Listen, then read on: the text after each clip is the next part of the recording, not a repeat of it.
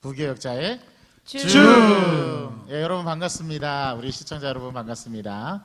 우리 지난주에서 두 번째 시간, 안락교회 부교역자의 줌 두 번째 시간을 맞이했습니다.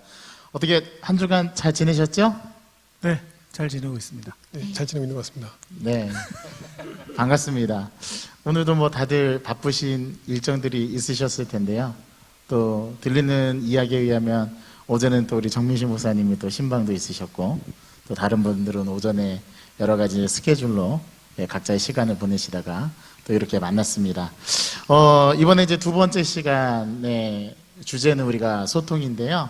우리 세 분의 목사님을 통해서 우리 강의를 이제 계속 하나씩 저희들이 듣고 함께 고민을 해보는 시간을 지금 가지고 있는데요.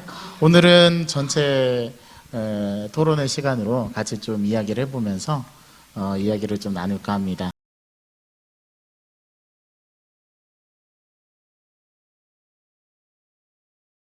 먼저 세 분의 목사님이 하신 강의를 좀 요약해서 어떤 내용들이었는지 좀 잠깐 짧게 소개하는 시간을 가졌으면 좋겠습니다. 우리 김학 목사님. 네, 저는 이제 어제 제 강의가 업로드가 됐는데요.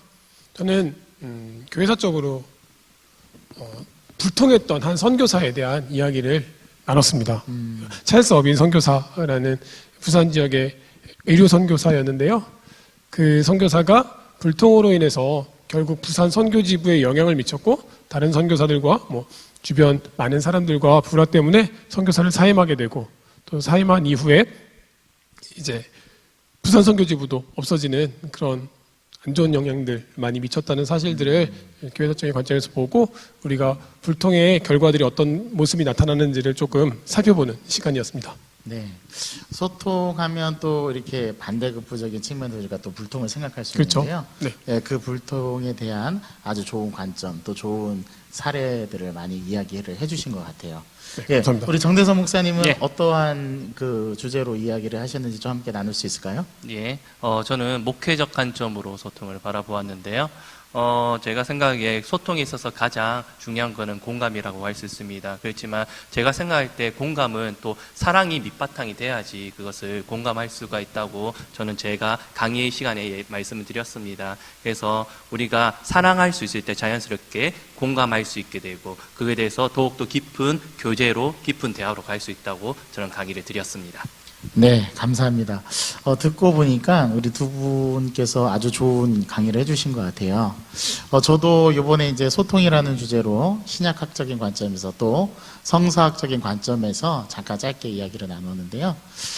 저는 그 소통에 대해서 함께 나누고 이야기를 할 때 그 소통의 원리가 과연 어떤 원리일까? 나름대로 삶 속에서 고민을 해보면서 신약 성서에서 이러한 소통에 가장 좋은 예들이 있을까 고민하다가 한 가지 아주 완벽하고 좋은 모델을 하나 발견을 했습니다. 그것이 바로 예수님의 성육신 모델이라는 것이죠. 예수님께서 우리 인간의 수준으로 내려오셔서 낮아지시고, 또 우리를 공감하시고 또 우리와 소통하시기 위해서 이 땅 가운데 오셨다라는 그러한 관점을 신약성서가 마태복음서부터 또 요한계시록까지 쭉 이렇게 보여주는 것 같은 그림을 봤어요. 그래서 특별히 또 바울 서신에 보면 로마서 12장 15절에 나오는 것처럼 공감에 대해서도 같이 이야기하는 모습을 함께 그 구절을 살펴보면서 함께 소통에 대한 원리, 또 신약학적인 관점에서 또 상담학적인 관점에서 함께 나누어 보았습니다. 오늘은 또 강의를 하지 않으신 세 분을 또 초대해서 같이 이야기를 나눠보는데요. 우리 서원규 목사님, 우리 정민실 목사님, 우리 이선영 목사님, 우리 세 분 목사님은 어떻게 들으셨는지 간단하게 소감 한마디 좀 부탁드려도 될까요? 네, 우리 서원규 목사님 어떠셨어요? 저부터입니까? 네, 소통에 대한 관점에서 다른 시선을 가지고 잘 이야기해 주신 것 같아서 좋은 시간이었습니다. 감사합니다. 네, 감사합니다. 네, 우리 또 다른 두 분은 어떠셨는지요? 우리 이선영 목사님 어떠셨어요? 네, 저도 이제 소통이라는 걸 가지고 성서학적으로, 목회학적으로, 그리고 이제 우리 역사, 구체적인 역사까지 해서 반대급부의 이야기를 들어보니까 되게 흥미로웠어요. 네. 그리고 또 구체적으로 이제 교회사 같은 경우에 옛날 얘기 듣는 것처럼 재밌는 이야기들을 듣는 그런 기분이어서 맞아요. 그렇죠. 네, 네. 그리고 그 특정한 한 선교사분이 어떤 식으로 사역을 하셨는지 이야기도 듣고 하니까 참 재밌더라고요. 네. 역시 흥미를 느끼셨다니까 저도 그런 흥미를 느꼈는데 우리 정미진 목사님 어떠셨습니까? 사실 이래서 말을 먼저 해야 돼요.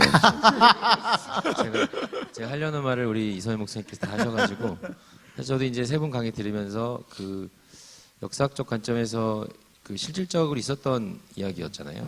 몰랐던 이야기를 이렇게 알게 됐다는 게 좀 흥미가 있었고 참 그 예나 지금이나 이 소통하고 서로가 이렇게 통할 수 있다는 부분에서 그 문제가 온다는 것이 좀 비슷한 일인 것 같다는 생각을 좀 했어요. 네, 그리고 또 특별히 유 목사님께서 얘기했던 성육신 이 얘기를 좀 보면서 저도 이제 굉장히 공감하는 거는 성육신이야말로 하나님께서 이루신 소통의 절정이다 라는 생각을 저는 많이 하거든요.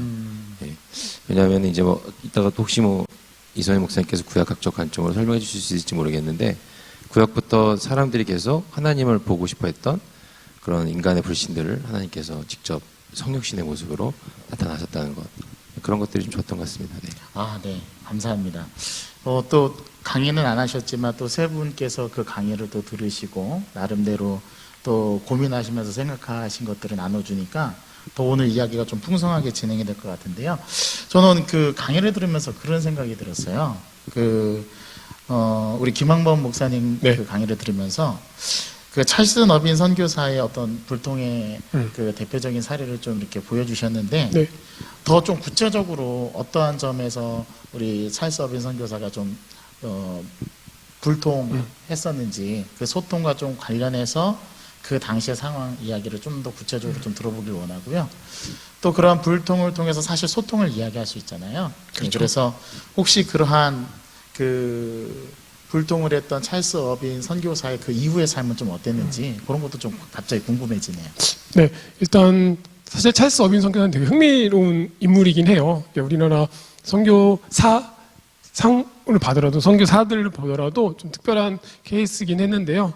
일단 그가 한국인들과의 불화도 있었고 품행적으로 성품적으로 좀 문제가 있었다라는 것은 뭐 제가 제 강의를 통해서 말씀을 드렸는데 사실은 제가 찰스 어빈을 예를 든 이유는 그분이 이제 부산 지역에서 활동을 했기 때문에 저희가 이제 살고 있는 부산에서 활동을 해서 제가 찰스 어빈 선교사의 말씀을 드렸는데 사실은요 찰스 어빈 선교사 말고 다른 선교사들도 불통의 모습들이 많이 나타나고 있습니다. 교회사적으로 선교사들을 연구하다 보면 우리가 잘 알고 있는 언더우드 선교사나 이제 아펜젤러 선교사, 근데 물론 장로교 쪽에서는 언더우드 선교사가 있었는데요. 언더우드 선교사는 이제 서울 지역에서 활동을 하면서 많은 선교사들과 의견 차이가 좀 있었습니다. 그래서 언더우드 선교사는 특별히 이제 하나님에 대한 용어 사용에 있어, 뭐 신의 의미에 대해서 당시 사무엘 마페 선교사, 우리가 마포 3년이라고 알려진 선교사와 좀 갈등이 좀 많이 있었고요. 그리고 또 신사참배 문제에 있어서도 언더우드 선교사와 맥큐언 선교사가 입장이 전혀 첨예하게 달랐습니다. 결국 선교사들 사이에서의 갈등이나 소통하지 못하는 모습들은 좀 나타나는 것 같아요. 왜냐하면 사람이기 때문에 선교사들도 사람이고 그들의 신학적 관점이나 아니면 신학적 노선 또는 뭐 성격 아니면 뭐 선교 마인드 이런 것들 때문에 좀 차이가 있었던 것 같고요. 실제로 그래서 역사적으로 교회사적으로 선교사들을 보면 이런 갈등들은 좀 많이 나타난 부분입니다. 그래서 어쨌든 뭐 제가 단적으로 불통했다라고 단정하기는 좀 어렵지만 인간의 모습에서 불통은 좀 나타날 수밖에 없는 모습이고 그렇기 때문에 뭐 어떻게 해야 하는지를 조금 생각해보는 입장에서 발표를 드렸던 것 같고요. 사실 찰스 어빈 선교사에 대해서 말씀하셨는데 찰스 어빈 선교사가 선교사를 사임한 이후에 미국으로 돌아가지 않고 사실 본국에서는 송환을 요청했거든요. 돌아오라고. 그런데 찰스 어빈 선교사는 돌아가지 않고 병원을 차렸습니다. 살인 사역을 위해 병원을 차렸고 병원을 차려서 병원이 대박이 났어요. 그래서 어울빈 병원이라고 동광동에 있었다고 합니다. 그래서 그 병원에서 돌아가실 때까지 계속적으로 병원을 운영했고요. 또 하나 재밌는 것은 그 병원에서 약을 만들었는데요. 만병수라는 약을 만들었습니다. 만병수. 만병수. 네, 만병수. 사실 그 만병수가 신약이긴 한데요. 지금 우리가 얘기하는 그 모 회사의 소화제 있지 않습니까? 가스모? 네. 가스하우스. 그렇죠. 네. 그거의 원조가 됐다는 그 만병수를 만들었는데 그 만병수도 너무 잘 팔렸어요. 당시에 한약 따려서 한약만 먹던 우리나라 사람들에게 그 신약이 정말 뭐 별의별 만병통치약처럼 소개가 돼서 많이 팔렸고 심지어 부산뿐만 아니라 전국에 그리고 대마도까지 이렇게 택배로 발송을 했다는 그런 기록들이 있습니다. 그러니까 지금 사실 130년 전에 뭐 그런 일이 있었다는 게 우리가 좀 믿어지지가 않지만 어쨌든 그 업무 때문에 말 그대로 부산에 있는 우체국은 전담팀을 따로 만들기도 했고 대단하네요. 떼돈을 벌었다는 이야기를 전해지고 있습니다. 근데 한 가지 제가 얼빈 선교사 너무 나쁘게만 얘기한 것 같은데 얼빈 선교사가요 사임한 이후에 우리나라 독립운동에 많은 자금을 지원을 했습니다. 그래서 실제로 이제 만주나 3.1운동 지원 같은 보이지 않는 곳에서 물질적인 후원들은 많이 했다는 기록이 남아 있습니다. 네. 그러고 보니까 소통과 불통은 동서고금을 막론하고 시대를 막론하고 언제나 있었던 그런 모습인 것 같네요. 네. 우리 성희 목사님 마이크를 잠깐 드셨다가 내려놓으셨는데. 역시 한국은 배달의 민족이라. 맞아요. 그렇죠. 그때부터 우체국이 네. 원조가 있었네요. 네. 감사합니다. 이렇게 또 이야기를 들어보니까 우리 정대성 목사님께 또 네. 묻지 않을 수가 없는데 정대성 목사님도 이제 소통에 대해서 말씀을 해주시면서 사랑이 소통의 출발점이라 이렇게 이야기를 해주셨어요. 조금 더 구체적으로 사랑으로 소통하는 방법이 좀 어떤 것들이 있을까요? 그런 것들을 좀 궁금하기도 하고 물어보고 싶었는데. 네. 솔직히 저희가 사랑하기 쉽습니까? 솔직히 저도 모든 사람을 사랑하기란 그렇게 쉽지가 않습니다. 제가 사랑하는 아내는 진짜 사랑하기 쉬운데 제가 마음속에 조금 껄끄럽거나 관계가 불편한 사람을 진짜 하나님의 이름으로 사랑합니다 하면서 말은 할 수 있겠지만 진정으로 마음속에 우러나는 그 사랑을 할 수 없습니다.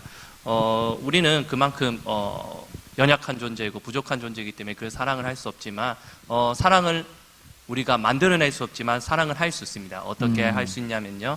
하나님은 사랑이시다라고 말씀하고 있는데 성경에서 그때 전제가 그 안에 거할 때 그 사랑을 할 수가 있다는 것입니다. 그래서 우리는 사랑을 할 수 없지만 하나님 안에 거할 때 그 사랑을 담임 목사님 표현을 빌리자면 유통할 수가 있다는 것입니다.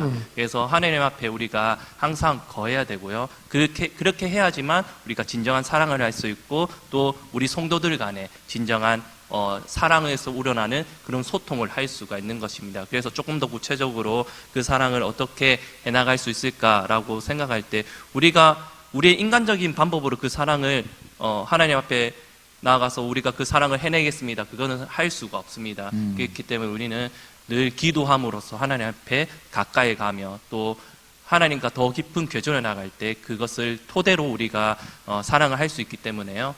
우리가 그것을 깨닫고 항상 기도를 해야지만 우리가 그 사랑을 해낼 수 있다는 것입니다. 그래서 분명한 우리의 사랑은 그 세상의 방법과는 전혀 틀리다고 할 수가 있는 것입니다. 네. 그 사랑으로 이제 구체적으로 소통한다는 방법을 우리 목사님께서 잘 말씀해 주셨는데 하나님 안에 거해서 그 사랑에 근거한 그 사랑을 가지고 우리는 사랑을 할 수 있는 존재가 못 되기 때문에 그 받은 사랑을 이제 유통시킨다 이러한 측면에서 또 설명을 해주셨고 또 그것을 더 구체적으로 할 수 있는 방법은 우리가 이제 기도함을 통해서 나아갈 수 있다라는 이야기를 우리 정 목사님께서 해주셨습니다. 정말 그렇게 할 때 우리가 소통이 정말 된다면 그리고 그 하나님께서 해주신 그 사랑을 우리가 나누고 유통할 때 타인에게도 또 그러한 소통이 될 수 있다면 정말 좋을 것 같거든요. 저도 그 아이하고 얼마 전에 이제 이야기를 하다가 저도 이제 불통을 좀 경험한 그 이야기가 있는데요. 아들하고 이제 얘기를 하다가 아들이 이런 말을 하는 거예요, 저한테. 아빠, 미워, 흥! 하고 방으로 들어가 버리는 겁니다. 저는 이제 영문도 모른 채 이야기를 이제 하다가 아이의 반응을 보고 나서 한참 동안 멍하니 그 모습을 보고 그런 생각에 잠겼어요. 나는 나 나름대로는 아이하고 소통을 잘한다고 생각을 했는데 아이하고조차 소통을 잘 못하고 있구나. 이게 불통이 아닐까. 그래서 제가 이제 그러한 마음에서 이제 신약 성서의 관점으로 들여다보니까 제가 아이의 수준으로, 아이의 눈높이로, 아이의 마음으로 내려가지 못하고 공감해주지 못하고 있다라는 그러한 생각을 해보게 되었어요. 그런 측면에서 보면 우리도 정대성 목사님 말씀하신 그 사랑의 유통업자라는 그런 측면에서 볼 때 또 소통과 같이 맥을 같이 할 수 있다라고 그런 생각이 드는데요. 정말 소통은 쉽고도 어려운 것 같습니다. 예. 그런 측면에서 좀 우리가 이 주제를 조금 더 확장시켜서 좀 우리 그 서홍기 목사님께 이러한 좀 질문을 한번 들어보면 어떨까 싶어요. 우리 또 영성에서 네. 소통의 모델로 또 저도 우리 정대성 목사님도 예수님을 우리 근거해서 이야기를 했잖아요. 내려가는 것, 또 공감하는 것, 또 사랑하는 것이었는데 그렇다면 우리가 하나님과 소통하기 위한 방법들이 좀 어떤 것들이 있을까? 또 영성 신학적인 관점으로 좀 한번 들어보면 좋겠거든요. 그 아까 정대성 목사님께서 말씀하셨지만 그 우리의 힘으로 사랑하는 것이 불가능하다라고 말씀하셨지 않습니까? 그 소통, 하나님을 사랑하고 예수를 사랑하는 일조차 우리가 할 수 없기 때문에 필요한 도구가 기도라고 말씀하셨는데 사실 우리가 소통을 첫 번째 배워야 할 대상이 바로 하나님인 것 같아요. 하나님도 우리에게 계속해서 대화를 거셨고 또 우리 역시 하나님과 기도를 통해서 소통을 할 수 있는데요. 한국 교회에서 기도에 대한 좀 오해가 있는 것 같습니다. 우리 어떻게 기도합니까? 비나이다. 비나이다. 정답. 우리 그렇게 많이 기도하죠. 비나이다, 비나이다, 하나님께 비나이다 이런 식으로 기도하는데요. 사실 기도는 소통이라고 우리가 이론적으로 알고 있지만 우리의 기도는 실제로 그렇지 않을 때가 많은 것 같아요. 맞아요. 그저 하나님 앞에 쏟아내고 나의 구할 바를 구하고 그냥 돌아가는 거죠. 하나님께 다 하고 하나님께서 우리에게 말씀하시는 시간들을 기다려주지 않는 경우들이 있는 것 같습니다. 그래서 우리가 기도의 모델을 어디에서 좀 잘 볼 수 있냐면요. 저희 교회 예배 안에서 볼 수 있어요. 예배를 딱 드리다가 담임 목사님께서 설교 후 기도하시고 축도하기 전에 1분간의 침묵 시간 있지 않습니까? 네. 그때가 왜 중요하냐면 그동안 들었던 말씀을 가지고 하나님의 음성을 직접 들어보는 시간이 그 침묵의 시간이거든요. 기도에도 그런 시간이 필요해요. 나 혼자 하나님께 쏟아내는 것이 아니라 하나님께서 나에게 뭐라고 말씀하시는지 잠잠히 기다릴 수 있는 시간이 필요하거든요. 그래서 성도님들께서 새벽이나 개인적으로 댁에서 기도하실 때 하나님과 소통하시려면 하나님의 음성을 듣는 법을 훈련하시면 좋을 것 같아요. 그래서 내가 나의 할 바를 구하고 하나님 나에게 뭐라고 말씀하시는지 좀 잠잠히 그 음성에 귀 기울여 보시는 훈련들을 하시는 게 좀 긍정적일 수 있을 것 같아요. 네, 감사합니다. 우리 아마 시청하고 계신 우리 성도님들도 지금 방금 우리 서홍기 목사님 말씀하신 그런 부분들이 좀 이렇게 마음에 와닿을 수 있을 거라 생각이 드는데요. 지금 이제 코로나19 때문에 이제 예배당에 오셔서 예배 드릴 수 없으신 분들이 뭐 직업적인 상황이나 사회적인 상황 때문에 못 오시는 분들도 이러한 그 원리를 좀 적용해서 가정에서나 직장에서나 또 삶에서 이렇게 소통을 위해 나아가는 길로 간다면 조금은 우리가 더 쉽게 하나님을 또 경험할 수도 있고 만날 수도 있는 좋은 기회가 될 것 같다는 생각이 드는데요. 그런 소통이 우리에게도 좀 계속 이어졌으면 좋겠습니다. 예, 좀 이러한 이야기들을 좀 담론들을 이어가서 또 한번 좀 우리 이선영 목사님께 한번 여쭤보고 싶어요. 네. 저는 신약 성경에서 이제 성육신 모델을 통해서 소통의 좀 원리를 이렇게 바라볼 수 있었거든요. 혹시 구약 성서에서는 하나님께서 어떤 모습으로 우리에게 소통을 좀 말씀하시는지 네. 한번 그 구약학적인 입장에서 좀 이야기를 한번 들어볼 수 있을까요? 네. 이 부분에 대해서 참 드리고 싶은 말씀이 많아요. 사람들이 성경을 대할 때 그분들이 믿으시는 분이든 믿지 않으시는 분들이든 신약에서 예수 그리스도를 통해 나타나는 하나님의 모습은 참 따뜻하게 사랑의 하나님으로 쉽게 받아들이는 경향이 있어요. 네. 그런데 복음서를 떠나고 신약을 떠나고 구약으로 넘어와서 하나님에 대해서 생각을 하면 성경을 대할 때조차도 왜 이렇게 잔인하지? 왜 이렇게 화가 많으시지? 이 구약 성경의 하나님이랑 신약 성경의 하나님이 진짜 같은 하나님인가? 이런 질문도 많이 던지고 그 안에서 질문을 던지면 차라리 괜찮은데요. 질문하지 않고 혼자 시험 드는 분들도 굉장히 많아요. 그래서 이제 이 소통의 개념으로 우리가 구약의 하나님을 한번 생각해 보면 좋겠다. 이런 생각을 저도 한번 하고 있었거든요. 그런데 구약 성경은요. 창세기부터 시작해서 말라기에 이르기까지 계속해서 하나님은 인간을 만나고 싶어 하시고 부르시고 기다리시고 참으세요. 창세기에서 1장, 2장이 천지 창조잖아요. 네. 그리고 에덴 동산을 만드시는 이야기고 그리고 나서 3장에서 바로 인간을 범죄하거든요. 하나님께서 모든 걸 다 만드시고 이거 다 네 거야. 대신에 나를 기억해.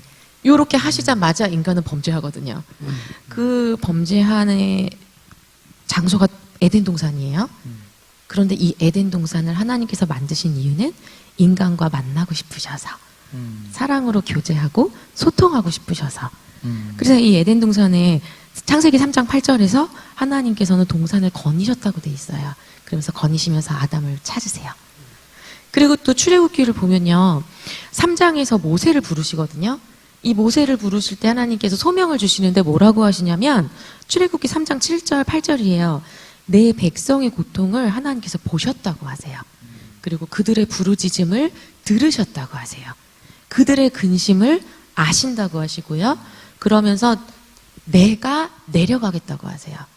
이미 예수님께서 성육신 하셔서 이 땅에 오시기 훨씬 전 출애굽기 3장에서 하나님께서는 내가 내려간다고 하셔서 내가 그들을 건지고 그들을 약속의 땅으로 데려가겠다고 하시거든요. 이렇게 하나님은 계속 사람들을 만나고 싶어 하시고 소통하고 싶어 하시는 분이에요. 그리고 또 약속의 땅에서도 젖과 꿀이 흐르는 땅에서 너희가 나를 잊을 거다 라고 말씀하시는데 이 젖과 꿀이 흐르는 땅의 개념 자체가 우리가 생각하는 거랑 너무 다른 거예요. 아까 서 목사님 기도에 대해서 우리가 생각하는 것과 하나님이 원하시는 것이 다른 것처럼. 그래서 이집트에 노예로 있었던 때 그 땅은 범람하고 나면 물을 머금는 땅이라서 하나님 없이 충분히 농사 지을 수 있는 땅인데요. 젖과 꿀이 흐르는 약속의 땅은 이른 비와 늦은 비를 하나님 주시지 않으면 그 땅이 물을 머금지 못하기 때문에 농사 지을 수 없는 땅이에요. 여기가 풍요의 땅일까요? 하나님 없이 살고 싶은 사람들의 입장에서는 풍요의 땅이 아니에요. 오롯이 하나님께 순종하고 하나님의 음성에 귀 기울여야만 이른 비가 내리고 늦은 비가 내려서 수확을 할 수 있는 곳이에요. 그러니까 이곳의 의미는 하나님의 입장에서 소통인 거죠. 나를 불러라, 나에게 기대라, 내 말을 들어라. 이렇게 하나님께서 오경을 통해 말씀하셨다면 또 여기에서 이어서 예언자들을 통해서 기록들을 통해서 하나님 계속 말씀하시거든요. 돌아와, 내 말 들어. 그리고 여기에서 구약에서 하나님께서 어떻게 우리를 만나주셨냐. 소통의 장이 바로 또 성막이었죠. 이 성막에서 하나님의 인재를 통해 하나님의 사람들을 만나시고 그들과 교제하기를 원하셨던 거거든요. 이렇게 구약은 계속해서 하나님께서 사람들을 부르시고 만나기를 원하시고 소통하기를 즐거워하시는 모습을 계속해서 보여주고 계세요. 그리고 이 구약의 하나님을 통해서 우리는 끝까지 포기하지 않고 계속해서 손을 내미시고 끝까지 부르시는 그 하나님의 모습을 발견할 수 있습니다. 아, 네. 얘기를 들어보니까 구약에서 이미 하나님께서 공감하고 계시고 또 이미 예수님보다 앞서 내려오셨고 또 우리 인간을 부르시고 만나고 싶어 하신다라는 그 관점이 참 마음에 와닿네요.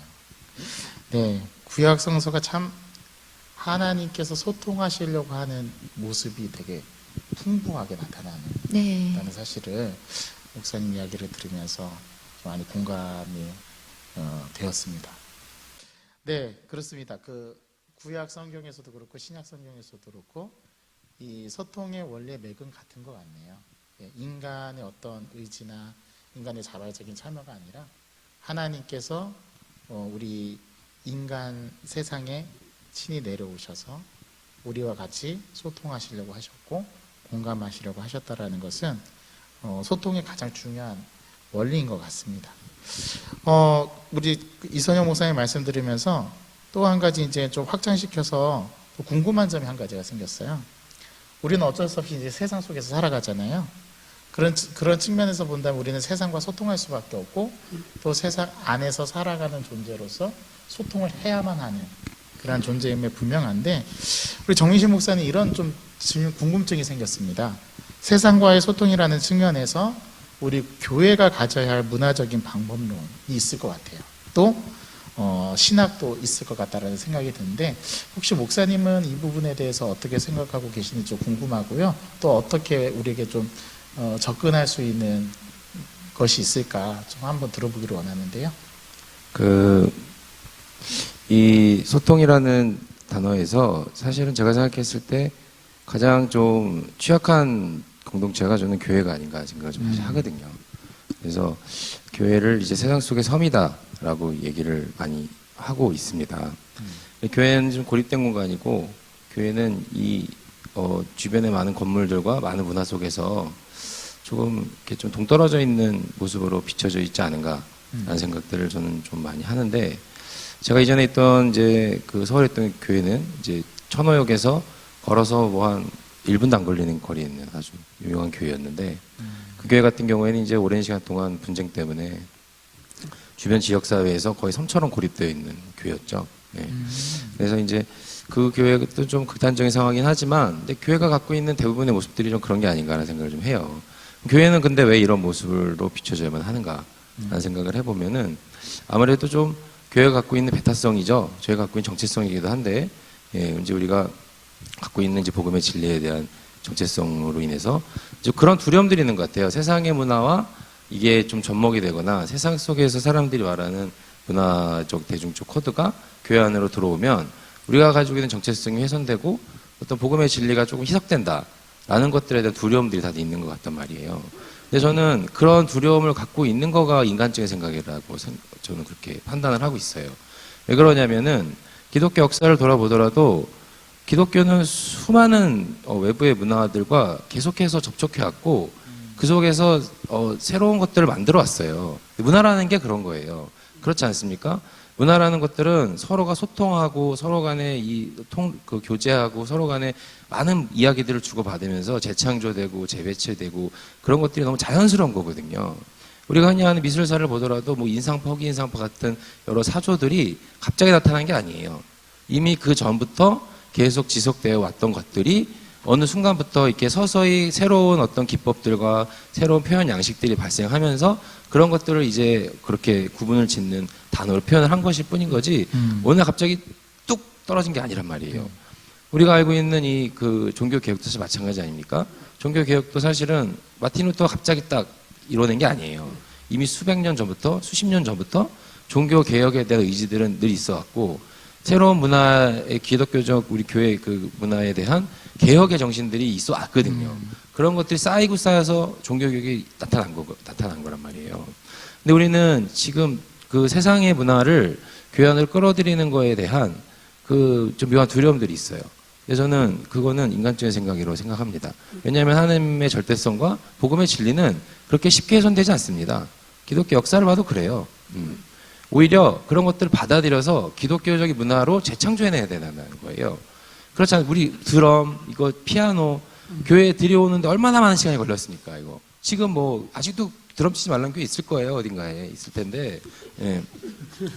이런 것들이 들어옴으로 인해서 우리 종교적인, 우리 기독교의 어떤 정체성이 훼손이 됩니까? 저는 그렇게 생각하지 않습니다.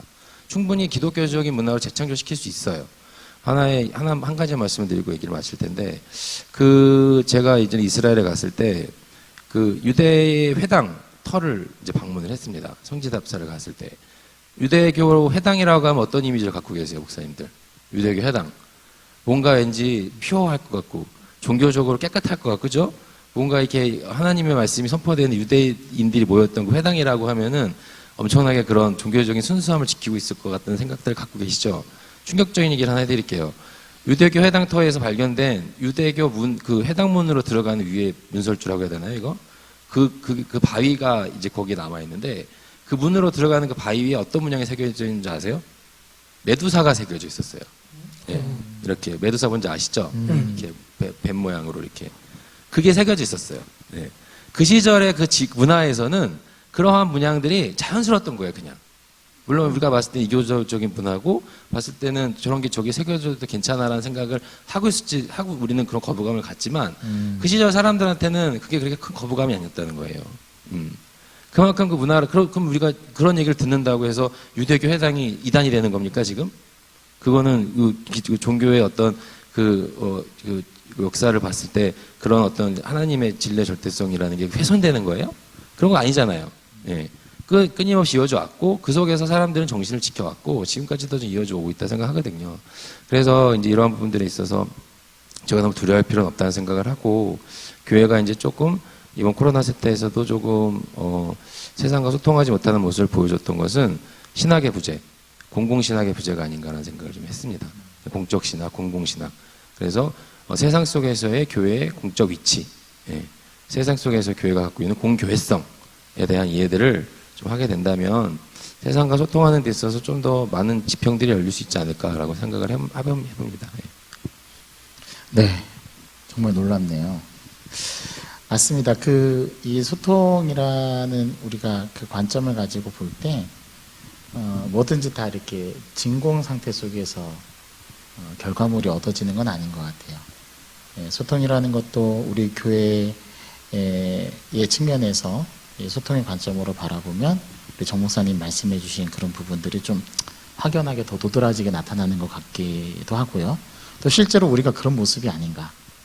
그런 모습은 분명히 좀 성찰적으로 이루어져야 하는 것 같고 또 우리 또 교회의 본연의 그 정체성에 큰 훼손을 주지도 않을 뿐만 아니라 또 우리가 나아가는 방향 속에서 더 발전적인 모습으로 나갈 수도 있는 긍정적인 요소들도 많이 있거든요.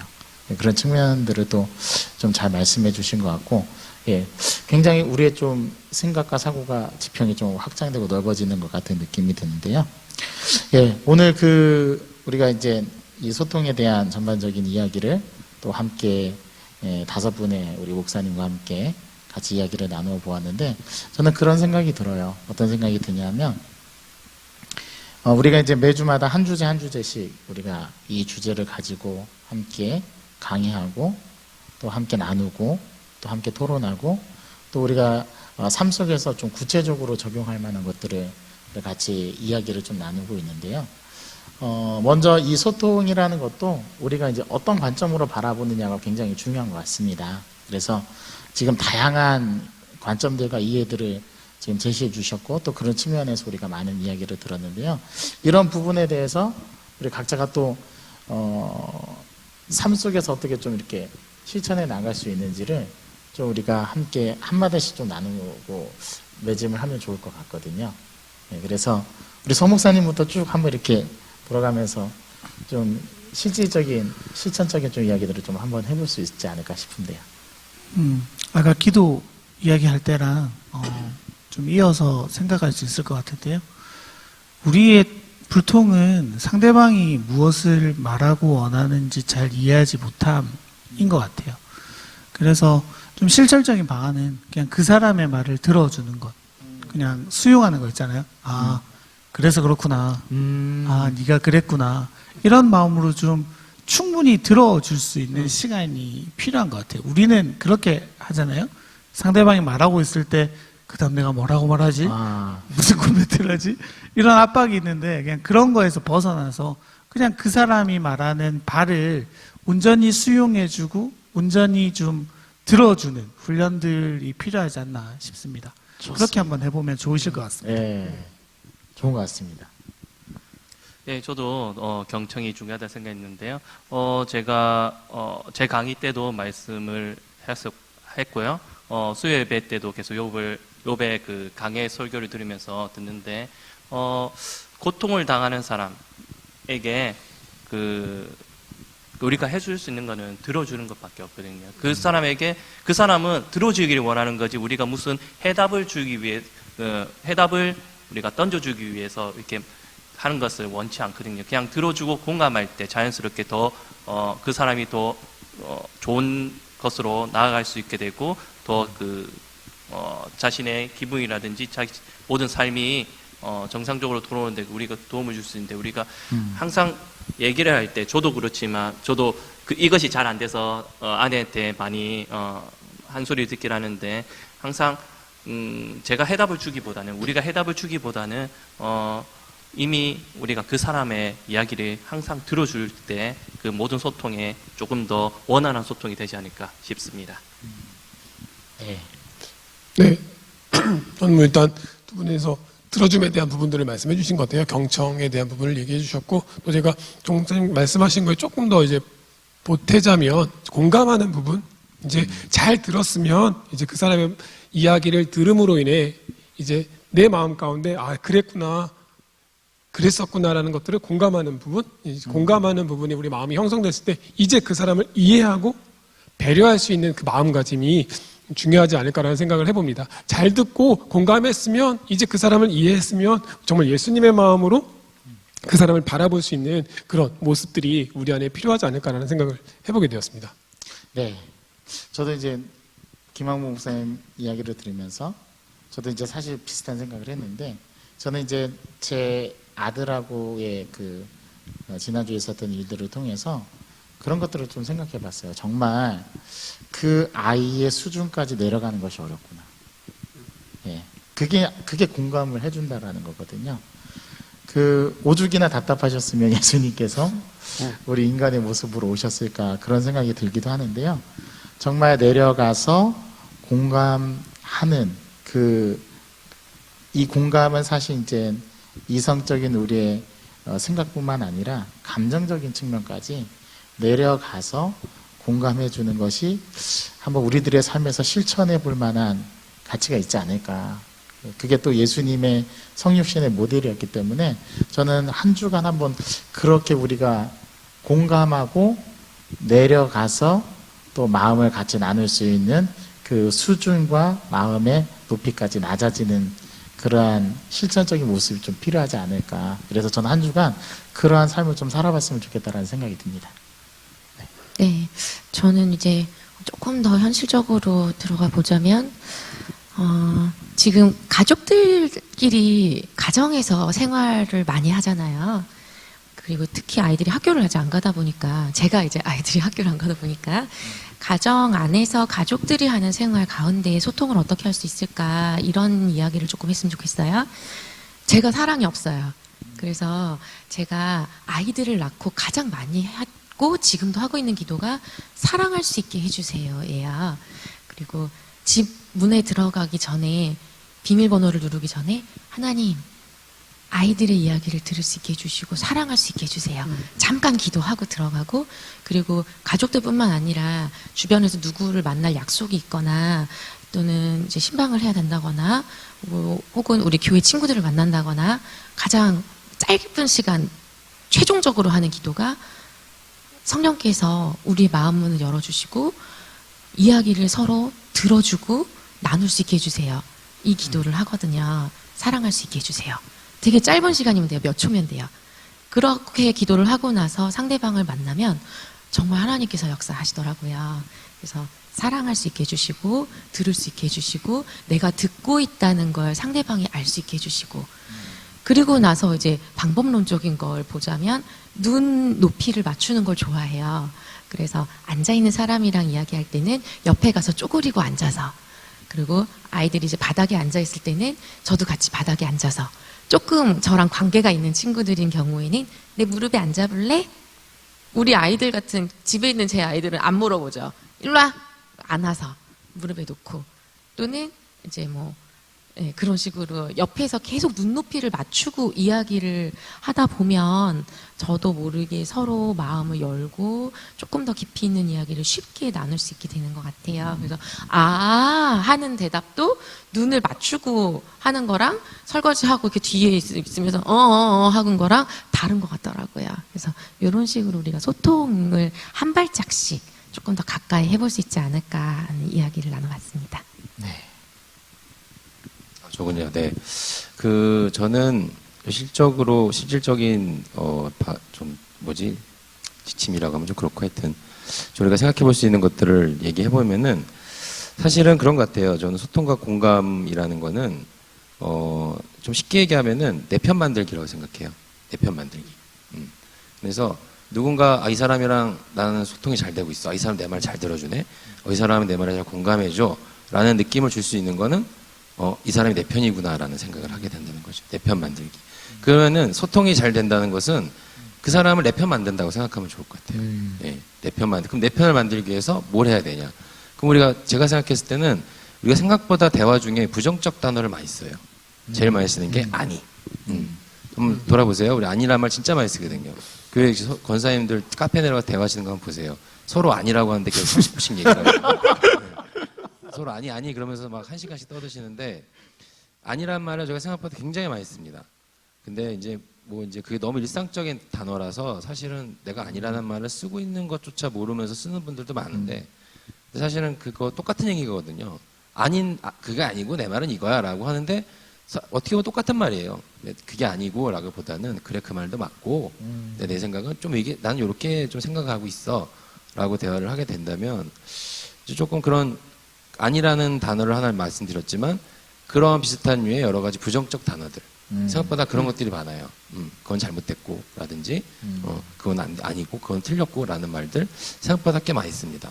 그래서 저 사람을 내 편을 만들어야겠다는 생각을 갖고 있으면 부정적 단어보다 긍정적 단어를 많이 쓸 수밖에 없어요. 그래 네 말이 맞아. 그거 맞는 것 같아. 그래서 그러한 대화의 방향성을 좀 갖고 있으면 좀 소통과 공감을 하는 데 있어서 좀 많은 도움이 되지 않을까라는 생각을 좀 해봅니다. 네. 네, 많이 도움이 됐습니다. 진짜 우리 목사님께서 해주신 말씀들이 참 저에게는 많이 도움이 되는데요. 우리 함께 시청하고 계신 우리 성도님들 어떠십니까? 우리 성도님들은 소통을 잘 하고 계시는지요? 네, 사실 소통이라는 것은 쉽진 않지만 오늘 우리가 함께 이야기를 나눈 것들을 토대로 해서 우리가 삶 속에서 조금씩 한 단계씩 해본다면 우리도 예수님과 같은 또 하나님께서 하셨던 그런 소통의 단계로 우리가 한 걸음씩 걸음마를 뗄 수 있지 않을까 그런 생각을 해봅니다. 그런 한 주를 살아가시는 우리 성도님들이 되기를 간절히 바라고 우리 함께 나오신 모든 목사님들도 그러한 한 주간의 삶이 되기를 바랍니다. 그리고 또 다음 주에 만날 때는 우리가 함께 또 나누었던 이야기들을 토대로 한번 또 이야기를 나누어보면 좋을 것 같습니다. 자, 지금까지 우리 부교육자의 줌이었습니다. 우리 다음 주에도 또 우리 만나도록 하겠습니다. 감사합니다. 감사합니다. 다음 주에 또 만나뵙겠습니다.